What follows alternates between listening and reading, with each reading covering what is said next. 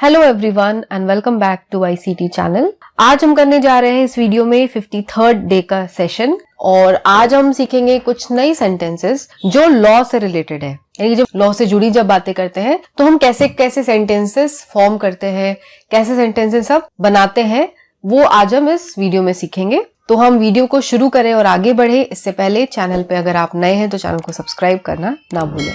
तो चलिए शुरू करते हैं। पहला सेंटेंस है, उस पर खून का इल्जाम लगाया गया। He was accused of murder। तो इल्जाम लगाने का जो इंग्लिश होता है वो होता है accuse। तो अगर मैं बोल रही हूँ कि he is accused यानी उस पे इल्जाम लगाया गया, तो यहाँ पे इल्जाम लगाने के लिए accused यूज किया गया है और उस पर इल्जाम लगाया गया यानी पास्ट टेंस की बात हो रही है, इसलिए हमने यहाँ पे यूज किया was accused of murder। वह 2 दिन जेल में रहा। He was in the police lockup for 2 days। 2 दिन रहा यानी 2 दिन के लिए रहा, तो for 2 days। उसने इस घटना की रिपोर्ट पुलिस को दी। He reported this incident to the police। अपराधी बरी कर दिया गया। बरी कर दिया गया यानी कि उसको आजाद कर दिया गया। तो यहाँ पे वर्ड आता है acquit। तो acquit का मतलब होता है आजाद कर देना या बरी कर देना। तो the accused was acquitted। Accuse यानी जो आरोपी था, जो अपराधी था, और एक्विटेड यानी बरी कर दिया गया। वह फरार हो गया यानी भाग गया। ही एब्सकॉन्डेड। तो यहाँ पे एब्सकॉन्डेड का मतलब होता है भाग जाना। वह जमानत पर छोड़ दिया गया। He was released on bail. तो ये वर्ड तो आपने कई बार सुना होगा। बेल का मतलब होता है जमानत पे। यानी शहर में बदअमनी फैली हुई है। बदअमनी यानी कि कोई भी कानून की कोई व्यवस्था ही नहीं है, अस्त व्यस्त हो रखी है शहर में। तो lawlessness prevails in the city. तो लॉलेसनेस का मतलब ही हो गया कि कानून की कोई व्यवस्था ही नहीं है, बस जैसे तैसे सिटी चल रही है। नेक्स्ट है फिर, तुमने गैर कानूनी काम किया है।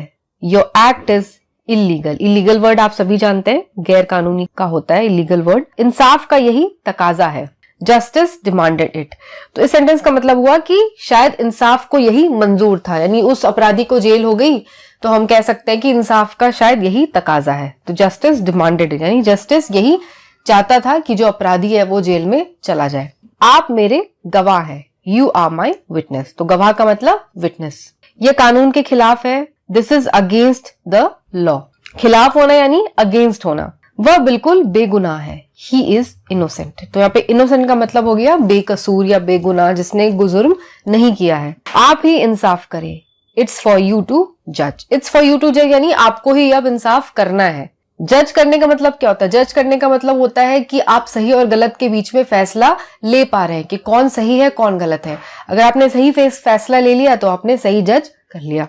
ये सब नकली दस्तावेज है। These are all forged documents। तो यहाँ पे भी इंपॉर्टेंट वर्ड आ गया है जो कि है forged। तो forged का मतलब ही होता है नकली। forged documents हो सकते हैं, forged notes हो सकते हैं। तो इन सभी का मतलब होता है नकली नोट या नकली डॉक्यूमेंट्स। उसने मेरे विरुद्ध केस किया। He filed a suit against me। तो सूट का मतलब भी होता है केस। वकीलों ने गवाहों से प्रश्न किए। The lawyers cross examined the witness। तो यहाँ पे क्रॉस एग्जामिन्ड का मतलब क्या होता है कि इधर उधर उससे सवाल किए, यानी इधर उधर से जितने सवाल हो सकते थे वो सारे सवाल किए। तो इसका इंग्लिश हो गया क्रॉस एग्जामिन, यानी उससे प्रश्न करना, उससे पूछताछ करना। नेक्स्ट है, आजकल मुकदमेबाजी बढ़ गई है। Nowadays litigation is on the increase। मुकदमेबाजी यहाँ पे वर्ड इसके लिए यूज किया गया है लिटिगेशन।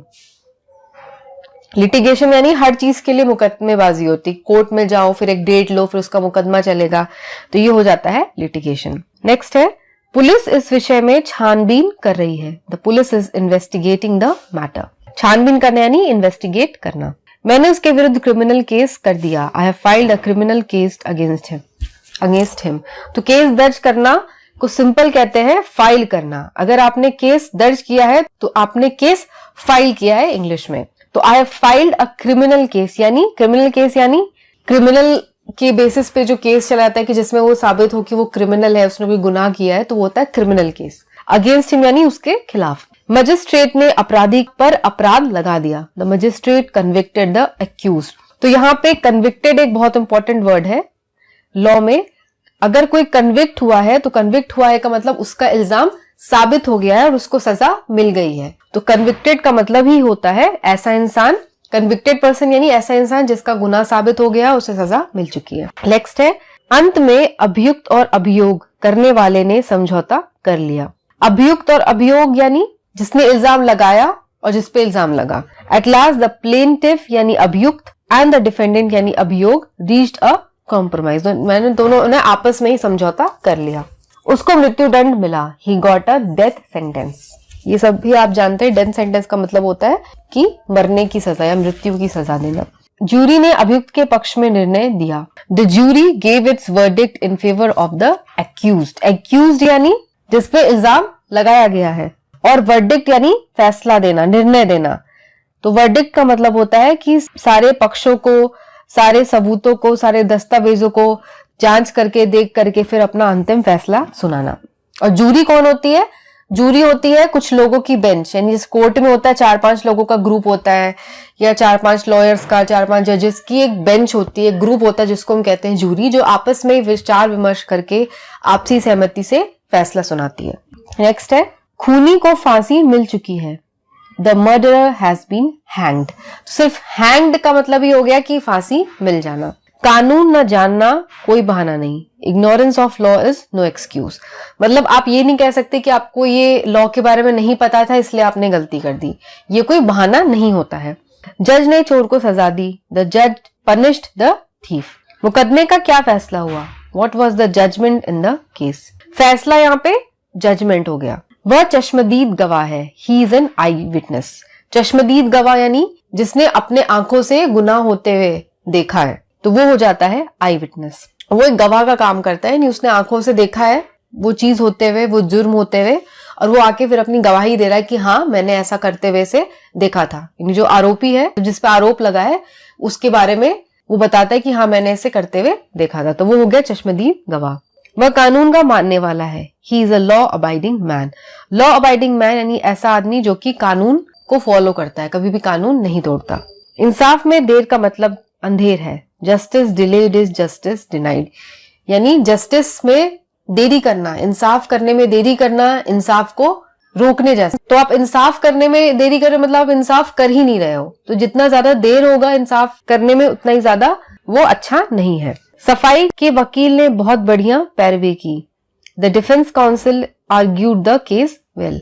पैरवी की यानी केस का जो मुकदमा जो उसने चलाया, जो उसने काउंटर आर्ग्यूमेंट्स दिए और जो उसने अपना पक्ष रखा, उसने बहुत अच्छी तरह से किया, तो इसलिए यहाँ पे हम कहते हैं आर्ग्यूड द केस वेल। तो इसी के साथ ये लॉ से रिलेटेड जो जितने सेंटेंसेस थे वो ये वाली वीडियो आज यहाँ पे खत्म होती है।